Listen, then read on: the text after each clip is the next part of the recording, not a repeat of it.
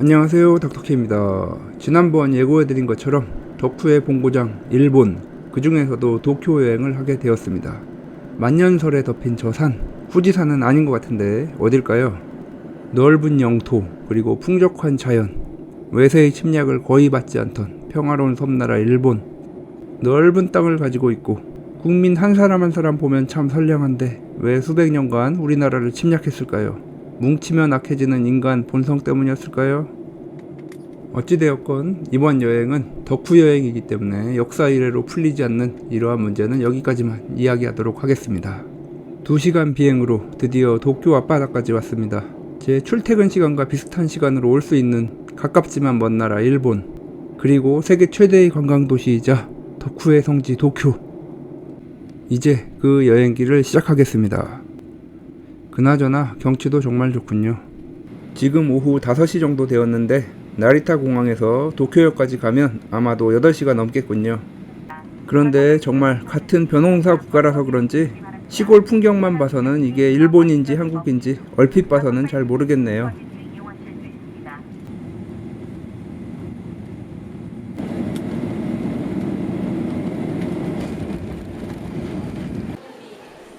드디어 도착했습니다. 웰컴 도쿄.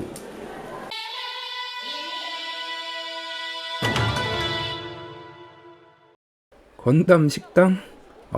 도착한 게 바로 실감이 나는군요. 버스를 타러 갑니다. 한국과 같은 시간대를 쓰지만 훨씬 더 동쪽이라 해가 더 빨리 집니다. 일출은 4시 40분이고 온도는 한국과 비슷합니다. 하지만 다음날 가게 될 디즈니랜드의 체감 온도는 거의 여름이었습니다. 도쿄에 도착하니 밤이군요. 도쿄역 캐릭터 스트리트 저녁 8시 반이면 문 닫는데 도쿄역이 너무 복잡해서 구글맵을 켰더니 AR 길 안내가 되는군요. 와, 실내에서도 되네요. 실내 표지판이나 상점을 스캔해서 GPS가 안 잡혀도 안내가 가능합니다. 와, 역시 미국의 기술력 대단합니다. 그런데 엉뚱한 데를 가르쳐 주기도 하네요. 저기 어디로 가라는 거지? 지하철역마다 이런 가차샵이 대부분 다 있습니다. 캐릭터 스트리트는 역시 닫았군요. 아쉽게도 캐릭터 스트리트 구경을 못한 채 호텔로 갔습니다. 웰컴 맥주와 함께 도쿄의 야경을 보면서 짧은 도쿄의 첫 하루가 지나가게 되는군요. 그나저나 일본은 정말 맥주의 진심인 나라 같습니다. 한국 맥주사들도 좀 더 분발이 필요해 보입니다. 어쨌든 첫날 일정은 끝. 이 기회는 좀 아쉬워서 도쿄역 근처 산책을 나왔습니다. 한국에서의 9시는 아직 할 게 많은데 도쿄역 근처에서는 할 게 없네요. 물론 아키하바라, 신주쿠 등에서는 12시까지 놀 수 있죠. 도쿄역 내부 구경도 하고 내일부터 이용하게 될 도쿄역을 봤는데 어마어마하군요. 9개 노선이 지나갑니다. 아이와 함께 도쿄 여행을 하게 되면 무조건 가야 하는 곳이 바로 여기죠. 급하게 나오느라 카메라도 못 챙기고 나와서 디즈니랜드 파트는 일본인들만 안 쓰는 갤럭시 폰으로 찍었습니다. 요즘은 중국인들도 안 쓰나요? 오전 11시인데도 햇살이 따갑습니다. 바닷가라서 그런가요? 그늘은 이미 자리 하나 없습니다. 60분 기다려서 들어간 헌티드 맨션. 좀 유치했습니다만 퀄리티는 좋았습니다. 한 개라도 더 타려고 들어가자마자 프리미어 억세스를 구매했는데 1인당 1,500엔이었습니다. 아니, 입장료가 거의 10,000엔인데 하나 더 추가로 타는데 1,500엔? 그것도 얼마 안가 다 매진되었습니다.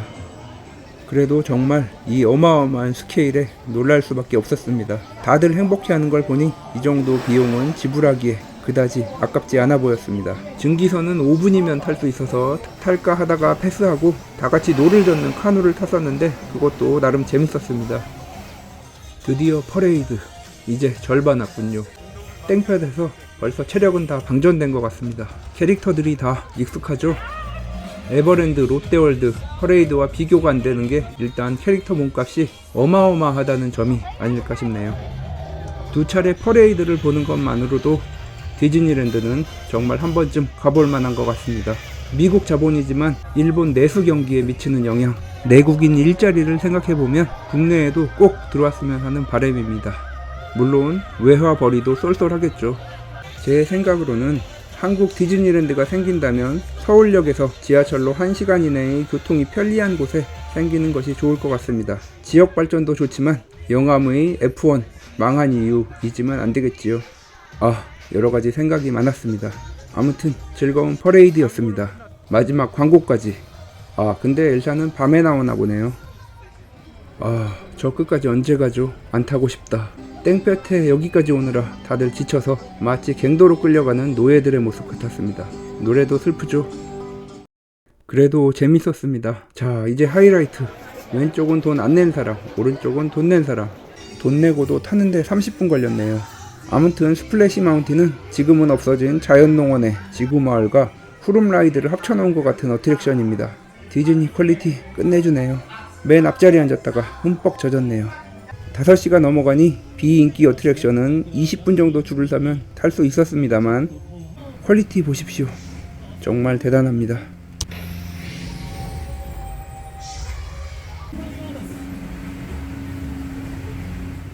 마지막으로 캐리비안의 해적까지 탔습니다. 정말 스펙터클하네요. 캐리비안의 해적 팬이시라면 무조건 타셔야 합니다. 자, 드디어 마지막 야간 퍼레이드. 또 얼마나 어마어마한 몸값의 캐릭터들이 등장할지 기대됩니다. 야간은 더 대단하군요. 정말 드림라이트네요. 미키마우스가 벌써 나오네요. 점점 분위기가 무르익어 갑니다. 앨리스도 나오네요. 원래 있던 소설 속 캐릭터를 자기 걸로 만들어서 저작권 걸어버리는 디즈니 정말 대단합니다. 일본이 점프랜드를 만든다면 저기에 밀짚모자 루피가 나오겠죠? 사실 그게 더 재밌을 것 같긴 합니다. 그렇다면 루피, 우속, 나미인가요? 비싼 캐릭터는 또 나오는군요.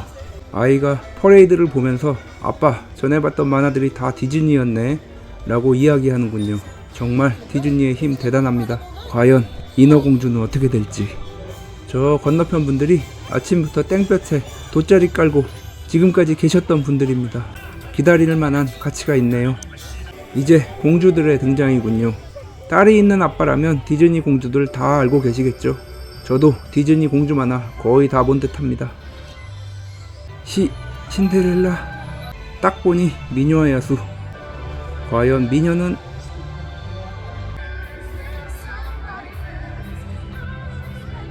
미녀군요. 드디어 끝판왕 등장하십니다. 역시 끝판왕의 자태 넋을 놓고 보게 되는군요. 안돼, 저작권. 아직 안 끝났군요. 어쨌든 퍼레이드 하나만으로 한 번쯤 가볼 만한 디즈니랜드였습니다. 그런데 가성비를 생각하면 에버랜드가 더 낫긴 하죠. 팬더도 있으니까. 아니, 그런데 왜 나는 칩과 데일까지 알고 있는 것일까? 정말 힘든 하루였지만 아이에게 잊을 수 없는 추억을 주었다는 것만으로도 기운이 납니다. 그런데 그 옛날 우리들 아버지들은 어떻게 주 6, 7일을 일하면서 어린이날 그 사람들 많은 놀이동산에 가서 하루 종일 놀아주셨을까요? 눈시울이 뜨거워지는군요. 물론 퍼레이드에 감동해서 그런 것은 아닙니다. 시간 순삭 도쿄 여행. 이렇게 또 하루가 갑니다. 드디어 3일차 만에 가보게 되는 도쿄역 캐릭터 스트리트. 연휴라서 그런지 벌써부터 인파가 대단합니다. 그런데 일출이 4시 40분인데 10시에 문을 여는 건 좀 한국인으로서 이해가 안 가는군요. 언제적 짱구인데 아직까지 인기가 있는 게 정말 믿기지가 않습니다. 잘 만든 캐릭터 하나가 그 자체로 산업이 되고 이것이 캐릭터 왕국 일본의 힘이 아닐까 싶습니다. 벌써 15년이 되었군요. 점점 쌓여가는 캐릭터들이 하나의 커다란 산업을 만들었습니다. 한국은 전 세계에 내세울 만한 캐릭터가 거의 없는 게 아쉽습니다. 부모들의 지갑은 점점 가벼워집니다. 아니, 이것은 노트북? 그런데 가격이 2만엔? 그리고 태블릿과 패드? 하마터면 저도 지갑을 열 뻔했습니다. 간신히 참았다. 지갑이 위험합니다. 아재들에게 치명적인 점프샵. 아니, 저것은 후리자 쓰레기통? 부피만 아니었어도 샀을 텐데. 20년 된 캐릭터들과 어깨를 나란히 하는 탄지로 네츠코 대단합니다. 영국의 자랑 해리포터. 우리에게는 베컴의 오른발과 해리포터가 있다. 영국 감성과 일본의 덕력이 합쳐지니 이런 제품들이 나오는군요. 일본 애니메이션의 최고점을 찍었던 지브리. 지브리 샵은 한국에도 많이 있죠. 그래서 새로울 게 없긴 했습니다. 그래도 지갑이 아슬아슬하긴 합니다. 귀신으로도 돈을 버는 지브리 대단합니다. 지브리가 이렇게 될 줄은 그때는 몰랐습니다. 정말 다양한 캐릭터들이 있습니다. 울트라맨도 빼놓을 수 없죠. 마트에 있는 프리즘 스톤? 포켓몬 스토어는 줄을 서야 해서 포기했습니다. 드래곤볼은 또 나오는군요. 강력한 포스의 수면함대, 그리고 4성구까지. 도쿄역 앞으로 왔습니다. 보고 또 봐도 복잡하군요. 날씨도 좋고 휴일이라 도쿄역 광장에 사람도 정말 많습니다. 도쿄역 바로 옆에 있는 키테라는 쇼핑몰입니다. 채광창 사이로 들어오는 햇볕이 건물을 그 자체 예술로 만들어 놓고 있습니다. 쇼핑몰 옥상에서는 도쿄역 근처의 풍경을 볼 수 있습니다. 첫날 와서 야경을 봤어야 하는데 못 봐서 아쉽네요. 도쿄 역사도 한눈에 조망할 수 있습니다. 그리고 또 여기는 전세계 열차 덕후에게 최고의 풍경을 보여줍니다. 저는 열차 덕후가 아니라서 별다른 감흥이 없었는데 열차 덕후에게는 정말로 흥분되는 풍경이 아닐까 싶습니다. 저 진지함 보십시오. 꼬마 덕후에게는 정말로 잊을 수 없는 순간일 것 같습니다. 도쿄역 근처 거리는 마치 한적한 뉴욕의 풍경처럼 느껴졌습니다. 그래서 도시여행 매니아들이 많이 찾는 것이겠죠. 케이크? 사이버펑크에 나올 법한 바이크군요. 일본인들이 사랑하는 애플스토어 도쿄점입니다. 일본식 인테리어가 눈에 띕니다. 내부는 한국과 별다른 차이는 없네요. 자, 이제 실물 크기 건담이 있는 오다이바로 향합니다. 그야말로 미래 도시 같죠? 건담을 보기 전에 먼저 세가 조이폴리스로 향합니다.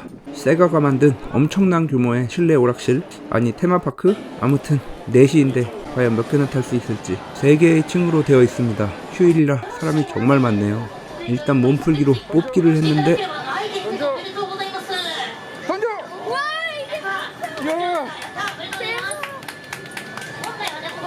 여러 사람들의 박수도 받았습니다. 일본에서의 첫 뽑기가 너무 쉬워서 도쿄 뽑기를 제가 우습게 봤습니다. 그 뒤로 뽑기에 정말 많이 애나를 털렸네요. 그나저나 사람 정말 많네요. 하프파이프가 여기서 가장 인기 있는 어트랙션인데 거의 2시간 넘게 기다려야 해서 보자마자 포기했습니다. 라이브 코스터라는 격기온을 타려고 90분을 기다렸습니다. 방금 코스터가 머리 위로 지나가네요. 아, 네, 아까운 90분. 진격의 거인은 70분이네요. 사다코 20분? 딸이 자신 있다고 하네요. 초등 고학년 딸도 안 무섭다고 합니다. 잠깐 울먹인 적은 있었지만요. 아, 그리고 폐쇄공포증 있으면 절대 타면 안 됩니다. 아무튼 이번에는 스톰지. 아, 괜히 탔습니다. 타고 나서 너무 어지러워서 건담도 못 보러 갔습니다. 달팽이관 기능이 떨어진 아재들 절대 타지 마세요. 너 때문에 건담도 못 보고 간다. 망할 소닉. 가기 전에 한 번 더 도전.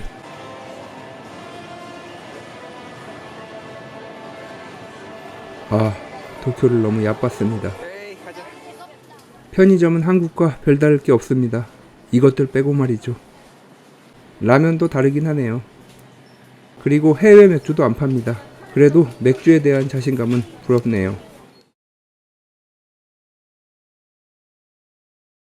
아키하바라에서 더 있고 싶었지만 가족여행이라 시부야로 향했습니다. 한 번에 1000명 이상이 건넌다는 시부야 스크램블 교차로입니다.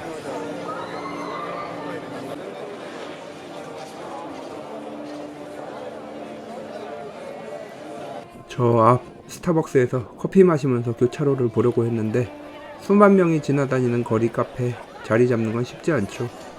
사람도 정말 많고 정말 화려합니다. 파르코 백화점 6층에 자리 잡은 닌텐도 스토어입니다. 정말 닌텐도 캐릭터로 돈 벌 줄 알죠. 게임 회사 중에 상품화하기 가장 좋은 IP를 가장 많이 보유한 곳이 닌텐도가 아닐까 싶습니다. 역대 마리오 게임 타이틀들이 과자 봉지로 들어있는 토관, 안 살 수 없죠. 이건 조카 선물. 점프샵 캡콤샵은 닌텐도에서 지갑이 너무 많이 가벼워져서 패스. 그리고 사실 살 것도 없고요. 그런데 캡콤은 저 좋은 캐릭터들로 왜 저런 상품들밖에 못 만드는지 이해가 안 가네요. 닌텐도에게 좀 배워야 할 것 같습니다. 게임도 정말 많은데 스파, 모넌, 롱맨밖에 없다니 그것들조차 안 팔리는. 또 닌텐도, 대체 너는? 쇼핑에 앞서 아침 일찍 지브리 미술관에 왔습니다. 그야말로 일본 애니메이션의 최전성기를 이끌었던 지브리. 마치 진짜 토토로가 나올 것 같은 분위기입니다. 100% 예약제로 운영되어 여행 전 미리 예약을 해야 됩니다. 내부 촬영이 금지되어 있어서 외부만 촬영했습니다. 토토로, 센가치히로 이 두 편만 보았어도 방문할 가치는 충분합니다. 외부도 잘 만들었지만 내부도 정말 볼만합니다. 자, 이제 쇼핑하러 다시 도심으로 향합니다. 신주쿠에 왔습니다. 도쿄역보다 더 복잡합니다. 역 자체가 하나의 미로 같습니다. 출국 전날 비가 많이 오는군요. 오락실은 무조건 가야죠. 오징어 게임? 이야, 오징어 게임 정도 되어야 일본에서 캐릭터로 만드는군요. 캐릭터 제조에 대한 시스템이 갖춰져 있어서 IP만 있으면 무한 생성이 가능한 국가가 바로 일본입니다. 한국은 이제부터 시작입니다. 가전에서 현재 앞서 나가듯이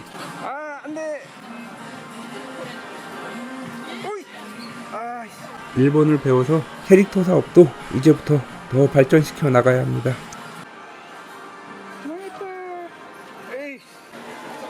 바로 건너편 돈키호테로 가봅니다.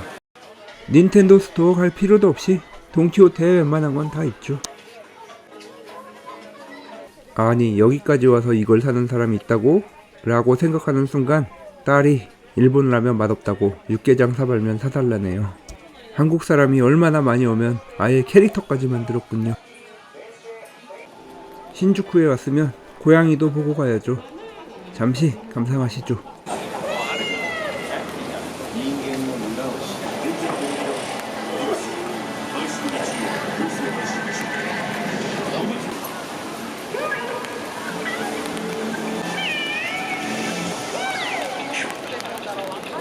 비가 많이 와서 화질을 제대로 담지 못해 아쉬웠습니다.